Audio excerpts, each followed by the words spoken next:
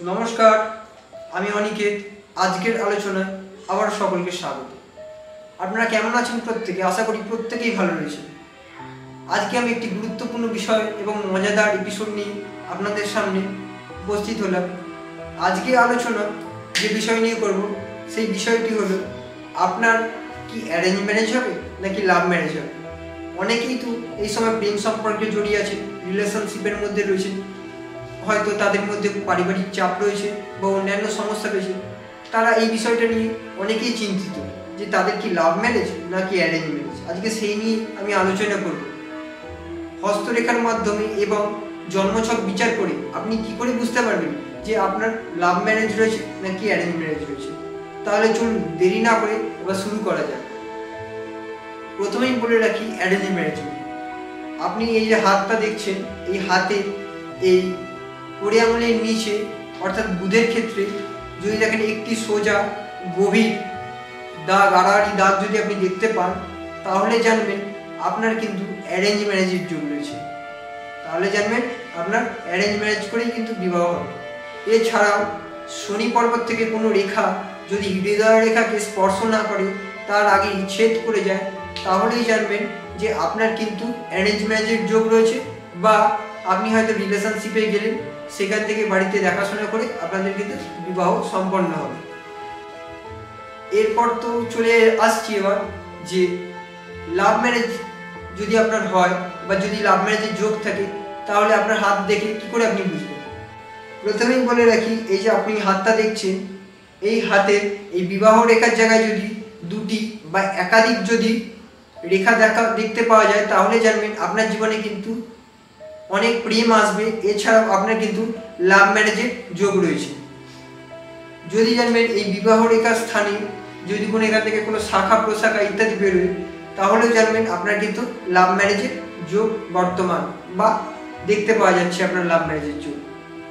এরপরে যে দ্বিতীয় সূত্রটি আমি আপনাদের সামনে তুলে ধরব, সেটি হলো আপনার হাতে এই রবির ক্ষেত্র, রবি স্থানে যদি কোনো রবি রেখা থেকে পাশ দিয়ে আরেকটি রেখা গিয়ে হৃদয় রেখাকে স্পর্শ করে, অর্থাৎ সেখানে যদি একটি ত্রিভুজ তৈরি হয় বা কোনো তারকা চিহ্ন তৈরি হয়, তাহলে জানবেন আপনার কিন্তু লাভ ম্যারেজের যোগ রয়েছে। তৃতীয় সূত্রে চলে আসি। তৃতীয় সূত্র হলো আপনার হাতে যে চন্দ্রের ক্ষেত্রটা দেখছেন, এই চন্দ্রের ক্ষেত্রের অংশে যদি কোনো আড়াআড়ি অনেকগুলো দাগ আপনি দেখতে পান, অনেকগুলি, একটি দুটি নয় অনেকগুলি দাগ যদি আপনি দেখতে পান, তাহলে জানবেন আপনার কিন্তু লাভ ম্যারেজের যোগ রয়েছে। চতুর্থ সূত্র বলবো যে আপনার শুক্রের ক্ষেত্র, এই শুক্রের ক্ষেত্রে যদি আপনার বড় বড় লম্বা লম্বা উলম্ব দাগ দেখতে পান এবং এছাড়াও যদি জাল চিহ্ন দেখতে পান এই শুক্রের ক্ষেত্রে, তাহলেও জানবেন আপনার কিন্তু লাভ ম্যারেজের যোগ রয়েছে। আর পঞ্চম সূত্র বলবো যে আপনার বৃহস্পতির ক্ষেত্রে যদি কোনো চতুষ্কোণ দেখতে পান বা কোনো তারকা চিহ্ন দেখতে পান, বা এই হৃদয় রেখাটি গিয়ে সোজা বৃহস্পতির ক্ষেত্রে প্রবেশ করেছে, তাহলেও জানবেন নিশ্চিতভাবে যে আপনার কিন্তু লাভ ম্যারেজের যোগ রয়েছে। এবার অনেকেরই লাভ ম্যারেজ নিয়েও অনেক রকম প্রবলেম হয় বিবাহের পর। প্রথমেই বলে রাখি, যাদের এই শিরোরেখা এবং এই আয়ুরেখার মাঝখানে ফাঁক থাকবে অনেকটা, জানবেন তাদের কিন্তু লাভ ম্যারেজ করে বিবাহ যোগ রয়েছে, কিন্তু তাদের জীবনে কিন্তু সমস্যা আসবে, বিবাহিত জীবনে অনেক রকম প্রবলেম আসতে পারে। এর ব্যতিক্রম রয়েছে, কিন্তু বিশেষ ক্ষেত্রে দেখা যায় যে এরকম থাকলে কিন্তু আপনার বিবাহে বাধা, নানা রকম সমস্যা কিন্তু আপনার জীবনে আসতে পারে। হস্তরেখা নিয়ে আমার বলাটা সম্পূর্ণ আমি এখানে শেষ করলাম।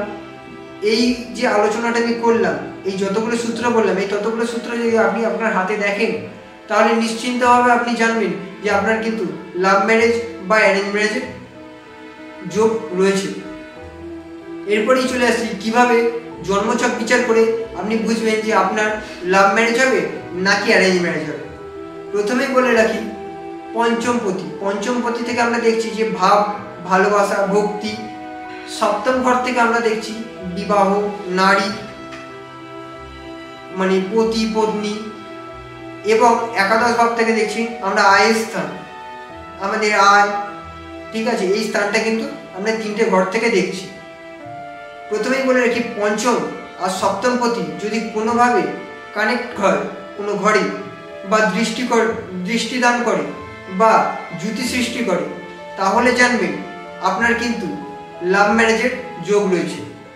এছাড়া আপনার সপ্তমপতি, পঞ্চমপতি এবং একাদশপতি যদি পরস্পরের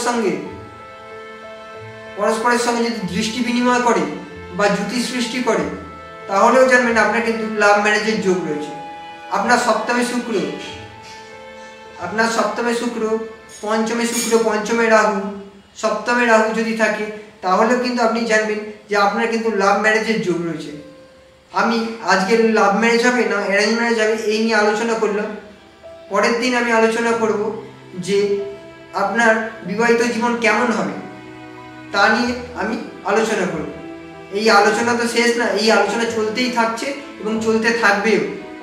আমি আপনাদের কাছে প্রতিনিয়ত নানা রকম আলোচনা, যে আলোচনা আপনাদেরকে সঠিক পথ দেখাতে সাহায্য করবে, এরকম আলোচনা নিয়ে আমি আপনাদের সামনে প্রতিদিন নানা রকম এপিসোড তুলে ধরার চেষ্টা করব।